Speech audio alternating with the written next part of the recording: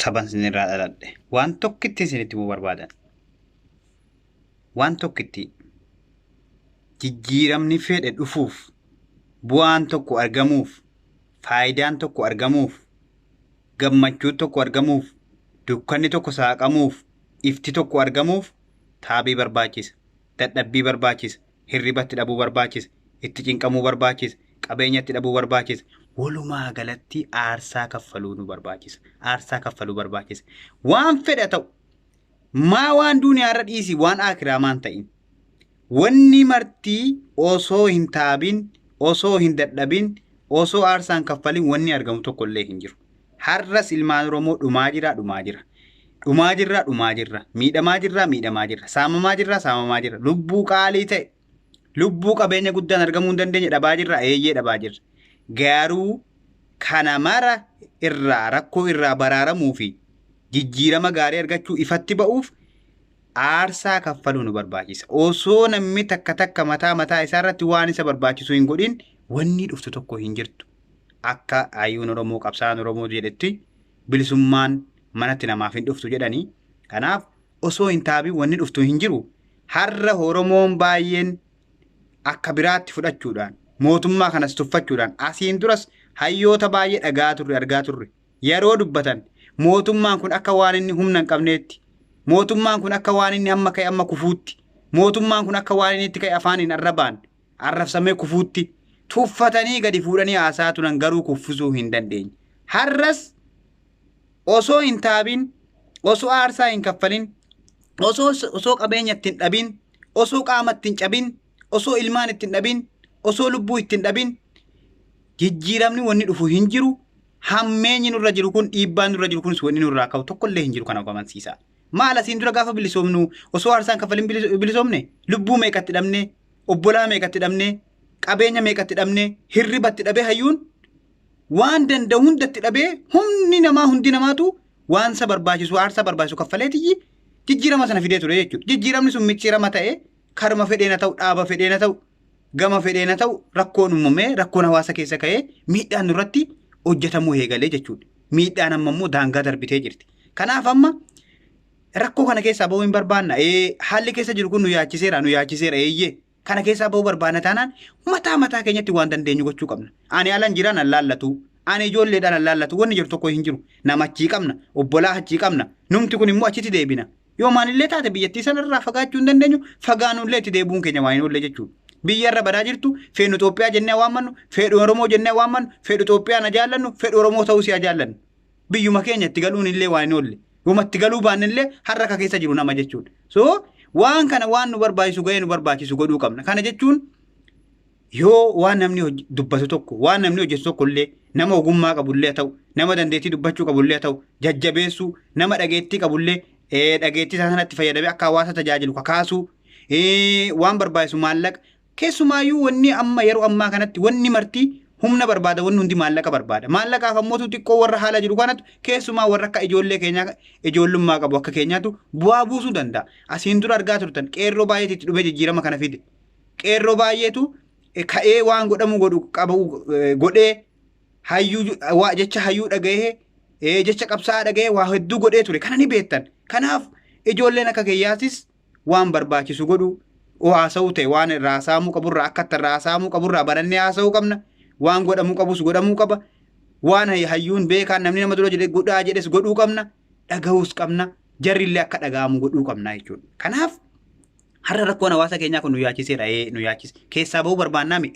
Atis, anis, isinis, isaanis waan barbaachisu waan dandeessanirraa, waan irraa rabbis ni laaffiserraa, ogummaa qabdanirraa gabba'aatii, itti fayyadamaatii, hojjedhaatii, itti yaadaatii, itti dhiphadhaatii. Martuu yeroo keessan itti fixaa, martuu hojii keessan godhadhaatii, waan kanarratti xiyyeeffadhaa, waan kanarratti hakaanu isin jechuu barbaada. Wallaahi waan jennuu fi akka jennu namatti waa jennu illee dhabne. Maaliifi namni inni silaa dubbatee bu'aa buusuyyuu callisee yookaan akkatti dubbatu dhabee afaan qabamee rakkatee taa'u jira jechuudha. Kanaaf namni abaluyyuun dhiise nullee dhiifnee taa'uu qabna. Abaluun dadhabee ani hin danda'u jechuu hin qabnu. Haga dandeenyurraa dubbachuu, haga dandeenyurraa walii sagalee ta'uun barbaachisaadha. Garuu yeroo sagalee taanu qaama biroo dhiibaa, qaama biroo arrabsaa, tuffachaa jechuun wamaa bu'aa hin qabu. Rakkoon irra dhufe kun keessumattuu Oromoof Oromoo wanni wal ciisaa jiru wal tuffachuu. Haga wal tuffii naftutti hin taatu. Arra nuti warri biltiginnaa yookiin warri mootummaa kana deeggaru warra dhaaba kaanii arrabsu. Warri dhaaba kaanii warra mootummaa arrabsu. Kanaan jijjiiramni dhufu tokkollee hin jiru. Inumaayyuu yoo sila jibbaa warra kaanii warra siyaasaanis adda ta'an warra paartii deeggaruus garagara ta'an inumaayyuu yeroo kanatti hawaasaaf jecha miidhama hawaasaa kanaa jecha wal bira dhaabbachuu wal hubachuu wal gargaaruu wajjin dhaabbachuu barbaachisaadha. Uummata dawlaa biraa uummata biyya biroo yoo fakkeenya fudhattan wal jibban wal lolan wal arrabsan wal dhiiban wal miidhan garuu gaafa akka biyya jiraatti rakkoon tokko dhufe yookaan namni tokko nama jiraa tokko tuqe walitti deebi'anii wal cinaa dhaabbatanii namatti deebi'an jechuudha. Akkas ta'uu qabna Oromoo. Nuufa galu wanni kun har'a nu eegasii nuti dhaaba turreemi paartii turreemi qaama jaallannu yookaan ayyuu jala deemnu ayyuu hordofnu nama jajjabeessinu nama sappoortii goonu qabnaami. Har'a mootu waliin yoo jabeessinillee waltaanee kaanee nama jabeeffachuu nu malu nama akka waliigalaatti nu ta'u jala haa deemnu. Yeroo kanatti dhiisi ati inni paartii biltiginnaas ta'e badhaadhinas ta'e deeggaraa jirtu yookaan mootummaa waliin dhaabbattus dhiisi uummata kee waliin dhaabbadhu. Yoo sagalee ta'u ta'e uummata keetiif sagalee ta'e yoo irraa dubbattes waa'ee uummata keetii irraa dubbadhu yoo calliftes callisi. Ati inni dhaaba biraa deeggartus waan dhaaba sana fuutee leellisaa dhaaba kana rabsuu maarree dhiisiiti waa'ee hawaasa keetii irraa dubbadhu waa'ee wal ta'uu keenyaa dubbadhu dhiisi.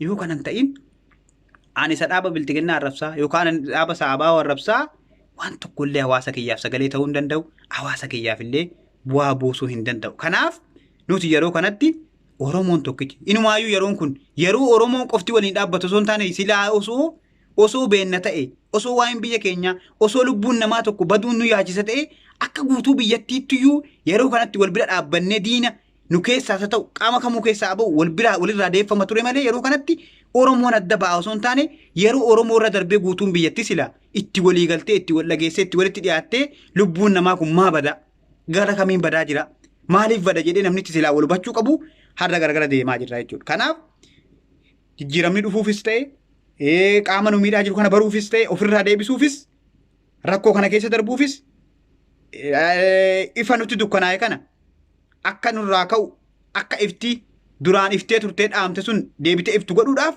nuti tokko ta'uu qabna nuti wal dhaga'uu qabna. Wama fedhe ta'uyyuu nuti waliif caala nuti walitti illee aana mee nuti walaa dhageenyu mee nuti walaa jaallannu mee waliif haa dhiifnu dhiifamumayyuu walii haa goonu mee walii haa goonu sababaa paartii sababaa nama jaallannu tokkooti jecha nama meeqaan wal dhabaa nama meeqaan walitti hoodaa nama meeqaan miidhaa walii yaadaa turre akkanuma jirra. Meenummaa walii haa dhiifnu sababuma walii dhiifne rabbi raamata nu godhuutu mala mee walii dhiifne waa'ee hawaasa keenyaa waa'ee biyya keenyaa irratti haa xiyyeeffannu isiniin jedha. Wallaahi viidiyoo kanatti yaadee qophaa'ee yookaan miti kana waraabe garuu yeroo takka nama dubbatu kana wayya nama callisee taa'urra keessumattuu miidiyaa kana namni hordofu baay'ee miidhamana namni hin dubbanne maaliif iddee hafuura baafatu hin qabu. Garuu warri dubbatu aga ta'e tokko dubbatee xiqqoo sammuun isaa boqotti waan isa keessa jiru tokko baafatee jechuudha. Kanaaf cinqameetiin ta'aatuma dhaqee viidiyoodhuma miidhaadhuma waan manurra gagaa jiru waan tokko keessumattuu waan ijoolleen tokko dhaaba tokko faarsaa dhaaba tokko arrabsaa nama tokko faarfataa nama tokko maal waan akkasii kana ilaalee wanni kun akka dubbadhu na taasise ammas immootu akka nam tokkootti waan saba kiyyaa kana yeroo natti mul'atu osoo akkana goone akkana wayyu irra akkana godhuun wayyu isa jedhu irratti hundaa'ee waan kan akka dubbadhu na taasise malee yookaan itti qophaa'ee mobaayiluma iyyuu harka tokkoon qabadheeti waraabuutti jira. Kanaaf hawaasa kiyya walaa hataanu walaa dhageenyu walaa hubannu ofillee waan taane kana haa beennu akka ta'uu qabullee akeeka waliif haa keenyu isiniin jedhaa galatooma.